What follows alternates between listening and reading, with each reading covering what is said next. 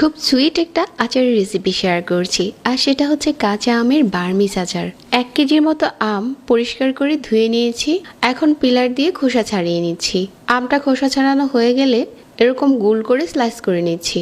অনেক পাতলা আবার অনেক বেশি মোটা এরকমও না, এরকম মিডিয়াম সাইজ করে আমি এগুলো স্লাইস করে নিয়েছি। আর মাঝে যে আটির অংশটা আছে এটা ফেলে দিচ্ছি। এখন একটা বাটিতে নিয়ে নিলাম, সাথে দিয়ে দিচ্ছি 1 কাপ চিনি, আর একটু নেড়েচেড়ে মিশিয়ে কিছুক্ষণ রেস্টে দিয়ে দিচ্ছি ঘন্টাখানিকের মতো। ঠিক 1 ঘন্টা পর আর এই পর্যায়ে একটা প্যানে নিয়ে নিচ্ছি। মিডিয়াম আঁচে চুলাটাকে ধরিয়ে দিচ্ছি আর অল্প আঁচে এভাবে করে জাল করতে থাকছি।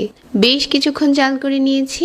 এখন এখানে 1/4 চা চামচ হলুদ গুঁড়া আর 1/4 চা চামচ দিয়ে দিলাম লাল মরিচের গুঁড়া, যাতে আচারের মাঝে দারুণ একটা কালার এসেছে এই জন্য দিয়েছি। আর এখানে নিয়ে নিচ্ছি 1/2 চা চামচ আস্ত ধনিয়া, আর 1/4 চা চামচ কালো জিরা, আর 1/4 চা চামচ আস্ত জিরা।